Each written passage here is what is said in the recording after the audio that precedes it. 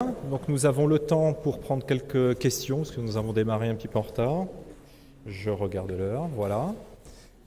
Alors, est-ce qu'il y aurait quelques premières questions? Anne-Claire? Où sont les micros? Jean-François. Anne-Claire, ici.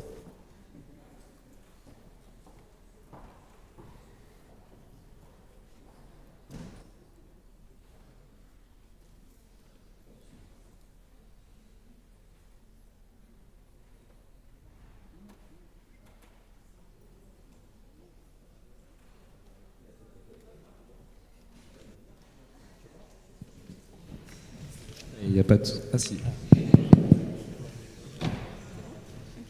Merci beaucoup. Donc, je m'appelle Anne-Claire Guaran, je travaille pour le gouvernement de la Nouvelle-Calédonie et je suis le point focal pour les organisations régionales, notamment celles qui sont en charge de la conservation de la biodiversité.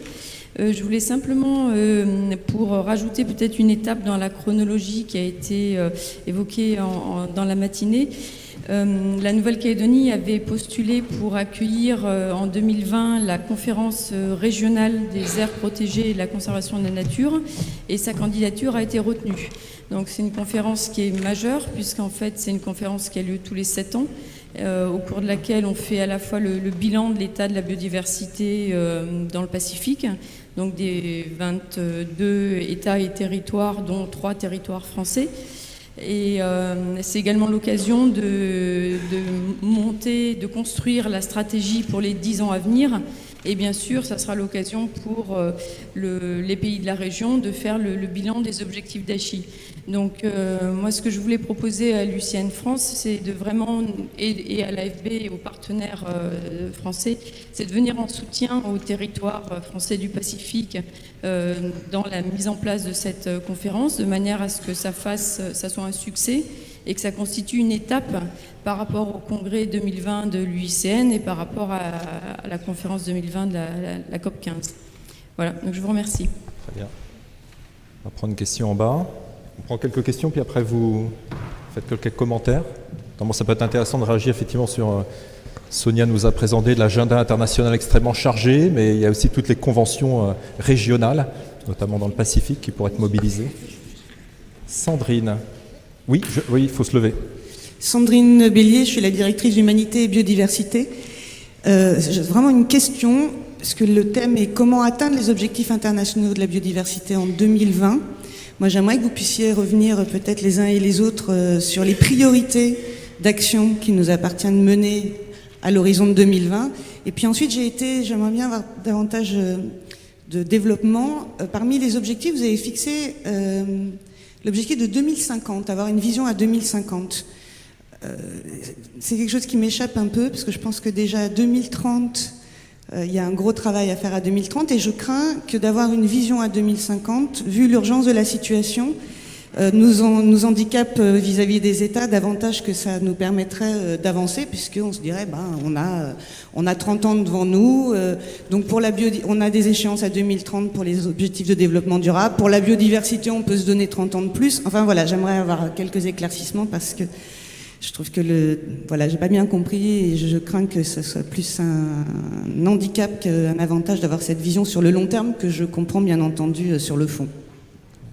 Alors une question de ce côté-là, puis après je vous donne la parole. Oui, Jean-Philippe Siblet, je rebondis juste sur l'intervention avec laquelle je suis complètement d'accord, d'autant que 2050, le problème risque d'être réglé parce que je pense que la biodiversité, il ne restera plus beaucoup. Je vous livre juste une note tout à fait d'actualité. Hier, dans le cadre du rassemblement de l'ensemble des personnels de l'AFB, on était tous à Lille et on a fait des sorties de terrain. J'ai fait une sortie de terrain sur le site d'Armentières, sur un site qui s'appelle les Prés du M. On a vu 50 espèces d'oiseaux, je n'ai pas vu une hirondelle. Voilà. Et je disais aussi à un autre collègue, j'ai passé la semaine d'avant 3 jours à Bonn, en Allemagne. J'ai fait 3 km aller, 3 km retour au bord du Rhin tous les jours pour aller du lieu de mon hôtel au lieu de la conférence. Je n'ai pas vu une hirondelle. Donc 2050, c'est beaucoup trop tard. Voilà, beaucoup trop tard. Ce que je voulais dire, c'est que j'ai malheureusement pas pu assister aux communications, mais je crois que j'avais vu celle de Jean-François justement à Lille, et je pense qu'elle il devait y avoir certainement des relations. Et juste pour dire que les objectifs de la biodiversité, les objectifs internationaux de la biodiversité sont aujourd'hui battus en brèche par la plupart des scientifiques. Il y a notamment un des principaux écologues de la fin du siècle dernier, de ce début de ce siècle, qui est Oscar Wilson, qui a publié en 2017 un ouvrage qui s'appelle Half Earth, moitié de la planète, qui dit très clairement que pour envisager d'enrayer, pas d'arrêter, d'enrayer la perte de biodiversité, il faudrait imaginer que la moitié de la planète soit gérée à vocation totalement naturelle. On est très très loin des 17% d'Aichi, on était très très loin des 2% de la stratégie de création d'aires protégées, donc il est temps de se réveiller, ce qui me permet d'ailleurs de rebondir sur quelque chose qui a été dit ce matin et sur lequel je suis d'accord. Il faut absolument que l'UICN porte le message de façon très volontaire sur la création d'aires protégées, c'est quelque chose qui est tout sauf obsolète. C'est vraiment une politique actuelle et c'est vraiment une politique à privilégier. Une politique qui doit non seulement considérer le nombre d'espaces protégés, mais leur superficie, leur connectivité. Ce qui m'amène à dire aussi que parmi les motions qui me paraîtraient intéressantes de faire, ou parmi les projets qui me paraîtraient importants de porter, il y a celui de faire que la biodiversité soit beaucoup mieux prise en compte dans les parcs naturels régionaux, qui représentent quand même actuellement 25 à 30% du territoire national, et que ça serait quand même diablement efficace que sur 25 ou 30% du territoire national, on fasse vraiment de la biodiversité, ce qui, vous le savez, n'est pas complètement le cas dans tous les parcs nationaux français. Voilà, excusez-moi d'avoir été un peu long. Merci Jean-Philippe. Je vous laisse répondre sur les différents points soulevés par les participants. Voyons voir. D'abord, sur quelles actions d'ici 2020, parce qu'on parle de post-2020, mais on est dans le maintenant.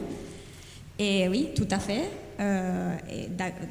Dans l'UICN, c'est notre point de départ aussi. C'est l'urgence de faire les choses maintenant et de ne pas attendre un autre plan stratégique, une autre échéance pour commencer à faire quelque chose.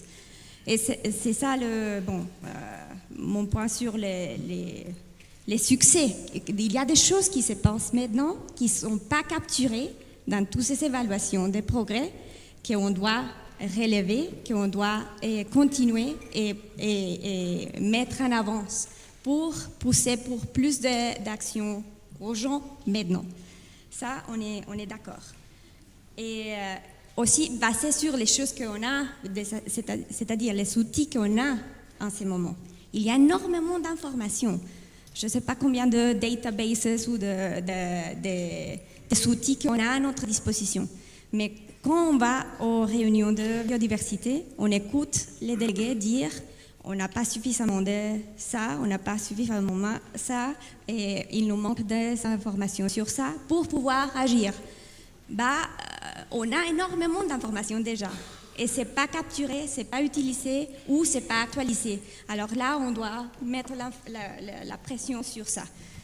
Sur la vision 2050, à long terme, je suis d'accord, mais les structures du plan stratégique, maintenant, c'est une vision à 2050, elle est déjà là, une mission à 2020, et maintenant on parle d'une nouvelle mission à 2030, pour la faire en même temps que les objectifs de développement durable.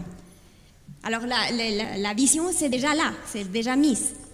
D'abord, ce qu'on dit, c'est comment mettre cette vision un peu plus pratique, un peu plus la faire un peu plus actionnable, communicable, pas quelque chose qui soit précisément à long terme et qu'on peut dire maintenant, c'est 2050, il y a des gens qui parlent de la pousser encore plus pour avoir une idée du sens des perspectives, ce qu'on veut attendre pour notre planète en 2100 ou je ne sais pas quand.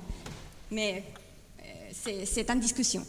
D'ailleurs, c'est un deux points de discussion qui va se décider si on laisse la même vision qui est déjà dans les plans stratégiques maintenant pour le prochain. Et ça va se décider à la COP 14 en Égypte à la fin de cette année. Sur le Half Earth et la couverture des aires protégées, si on va pour le 50% ou plus ou toute la planète, ça c'est une discussion qu'on est en train d'avoir maintenant. Et à l'UICN, on n'a pas une position sur ça, sur le pourcentage. C'est-à-dire, c'est pas une chose comme je disais dans la présentation, c'est pas une chose comment est-ce qu'on dit, d'aller pour plus de couverture des aires protégées s'ils ne sont pas bien gérés, si à la fin ils sont de paper parks. Si on les met sur le papier, la législation, mais si on ne le gère pas, si les espèces qui sont là-dedans continuent à disparaître, si les gens ne peuvent pas profiter de l'environnement comme il faut, c'est-à-dire il y a tout un tas de discussions là-dedans. C'est pas seulement les pourcentages, c'est ça qu'on veut dire.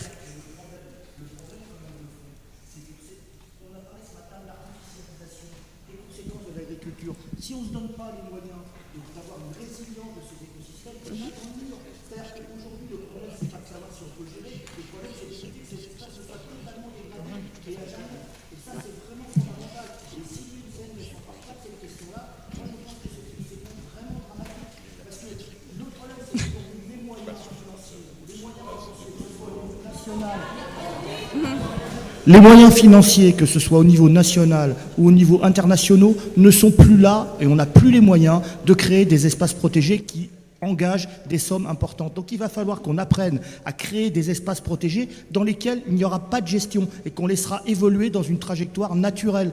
Il n'y a pas d'autre choix et il faut envisager des réserves naturelles sur des superficies qui soient 10 fois, 20 fois, 100 fois supérieures à celles qu'on fait actuellement parce que justement on met au préalable à la création de ces espaces protégés des moyens financiers que nous n'avons plus.